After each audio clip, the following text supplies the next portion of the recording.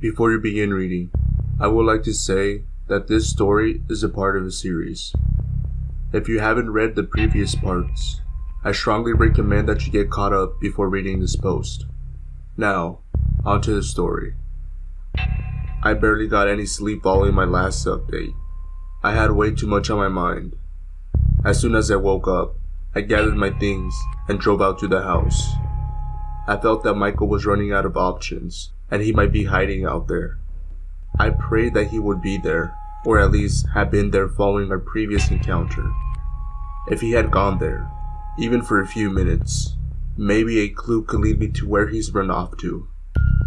When I got there, I noticed that the car Michael escaped with parked outside the house. I grinned. I crept over to the house window and saw that the place looked completely normal with no sign of Michael. I picked a lock and crept inside. I looked around for Michael and didn't see him, so I decided to investigate the secret room. I held my gun in my right hand and placed my left hand on the door. I slid the door open, pulled out my flashlight, held up my gun, and looked for any sign of Michael. He wasn't inside the house, but I needed to look for clues. If Michael had believed about me not talking to the police about Clarice, he would most likely be here. This means he must think that I lied. I doubted that he would be returning, so my best bet was to turn this place inside out looking for something that he left behind. No criminal is perfect, and if he thinks that I'm dead, maybe he let his guard down and made a mistake. I decided to check the car first, and found nothing noteworthy. I closely examined the engine to find a phone carefully placed beside it. I pulled it out to see that it was broken beyond use, but not beyond salvaging the data. I was eager to call up my friend that I mentioned in the previous update, but I decided to investigate the house first. I investigated that house more thoroughly than I ever had before. I checked pillowcases, between mattresses, under furniture, but I didn't find anything. I decided to take the broken phone over to my friend and see if there was anything he could do. I hopped back into my car and sped over to his house. When I got there, he let me come inside and he began to work. He opened the phone and pulled out the SIM card. He placed it into another phone and plugged it into the same machine from the previous update. After a short wait, he handed me the phone with the passcode disabled. I thanked him profusely and checked everything I could think of. I noticed several calls being made to the same number. The number was saved under a contact name, but I will be referring to the contact as Henry. This guy Henry was my only lead, but I don't know how to find him. I looked through Clarice's contacts and noticed that he was not a contact on her phone. I looked through the messages that Michael had with Henry, and they all seemed purposely vague. However, one message stood out. It was sent last night, after the phone call I had with Michael. The message read, "Need shelter. Will call." This was most likely sent right before Michael broke his cell phone. I smirked. I knew that finding Henry would lead me to Michael, but how could I find Henry?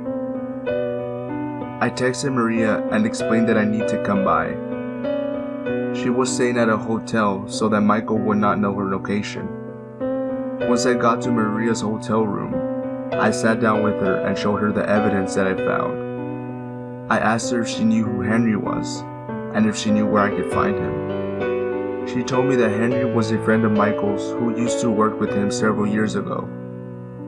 She told me the location of where he worked at, but warned me that it is unlikely that he is still working there. I thanked her and went to investigate anyways.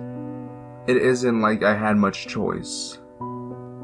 I went over to the location that she gave me and asked to speak with the manager. I will be calling the manager Dave. Dave came to me and asked what he could help me with. "May we speak in private?" I asked. "Regarding what?" "I am a private investigator, and I think that you will be able to help me with an investigation that I'm currently conducting," I explained. He brought me to an isolated room and asked me what is it that I needed. I need to track down someone who is or was employed here. I told Dave Henry's first and last name, as well as the year he used to work here. I know a lot of people, and I ain't very good with faces, but I won't ever forget Henry. Does he still work here? I asked. He did, until a couple months back. He left though. Got a job at a building not too far from here, he explained. Do you remember which building? I persisted. Not off the top of my head, but I can check. After some clicking around on his desktop, he showed me the address of the building he was working at. He also showed me his picture and told me the car that he used to drive, and I prayed that he still drove the same car. I headed over to the building and arrived around 4:30. I sat in my car, looking for someone who looked similar to the picture to approach the car. At around 5:25, I spotted him. I carefully tailed him, making sure that he didn't notice me. He entered some suburban neighborhood before parking at a house. I took several pictures and watched from afar with binoculars. I sat in my car for a few minutes trying to decide the best course of action. After a few minutes, I decided that this game has gone long enough. I told myself that I will kick down that door and shoot Michael in the head. I put on my ski mask, got out of my car, walked up to the door, and kicked it right in. It flew open, and I walked in with my gun drawn and my safety off. I took a few steps in and saw Henry, but not Michael. I pointed my gun at Henry. Where is he? I shouted. I don't know what you're talking about, he said, sounding horrified. I walked up to him and grabbed him by his throat. I'm not fucking around, I shouted. Okay, he came here last night and crashed. He left this morning, I swear. Where did he? My question was interrupted by a noise. I heard footsteps coming down from the front entrance. I grabbed Henry and held my gun to his head. I held him in front of me to block any bullets from hitting me. I knew that it was Michael, and I aimed my gun waiting for him to show himself. When I saw his silhouette, I shot a bullet, but all it hit was the wall. The footsteps stopped, and it was dead silent.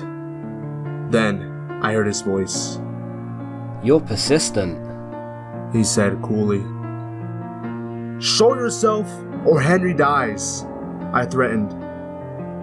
So you can open fire on me? He began to chuckle. I don't care if he dies. At this point, Henry started panicking. He promised me that Michael left this morning, and he had nothing to do with this. I believed him too. Michael must have scouted this place all day, checking if I would come. Shut up! I yelled at Henry. I turned my attention to Michael. I won't shoot you if you step out now and drop your gun. I was hoping to get the drop on you. I thought it would all end tonight. I'm sure that now the police are coming, and I certainly can't escape before they arrive if I stay any longer, so I must go now. As soon as he finished that sentence, he leaned his hand over the wall and shot a bullet that hit Henry right in his stomach. Henry started to scream in pain.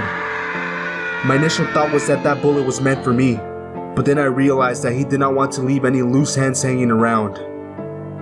Henry fell backwards, staggering me.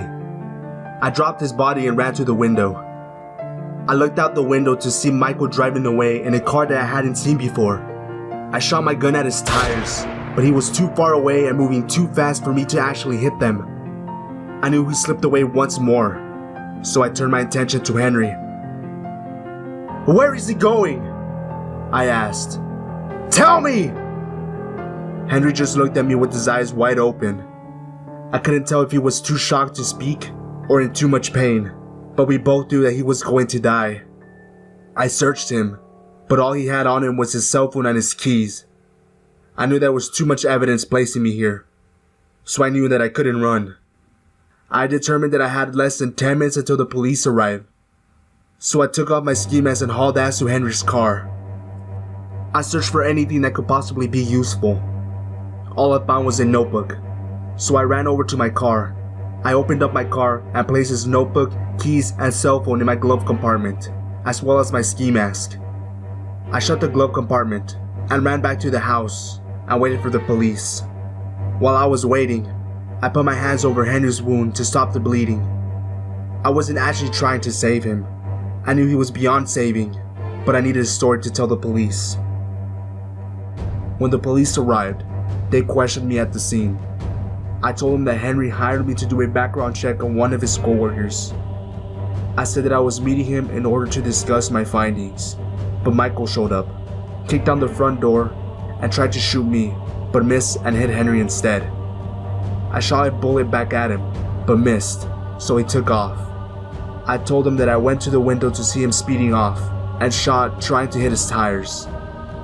This story was somewhat believable since Michael was a wanted man, and I was at his house the night that he went on the run. The police asked me why I didn't call them. I told them that I was too occupied trying to stop Henry's bleeding, and was confident that the neighbor heard the gunshots and called them for me. After some extensive questioning, the police decided that the crime scene seemed to match my story. They let me go, but warned me that they will contact me if anything turned up. They did, however, take my gun as evidence again. This wasn't too much of a problem since I was able to get my old gun back since they had concluded that investigation. By the time I was free to go, it was late at night, so I went back to my hotel room. I took my new evidence up to the room and placed it all down on my desk. I was praying that there was a lead buried somewhere in here. I was so angry that I couldn't anticipate that trap, but I was more angry that I let him slip through my fingers again. Despite all this, I swear, the next time that me and Michael meet, it will be the last. I'm either going to kill that prick, or I'm going to die trying.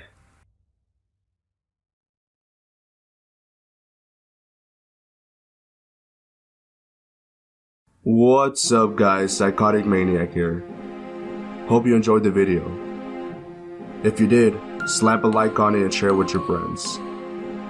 So you don't miss out on any of my future content, subscribe to my channel. Thanks for watching, and remember, everyone is a tad bit insane.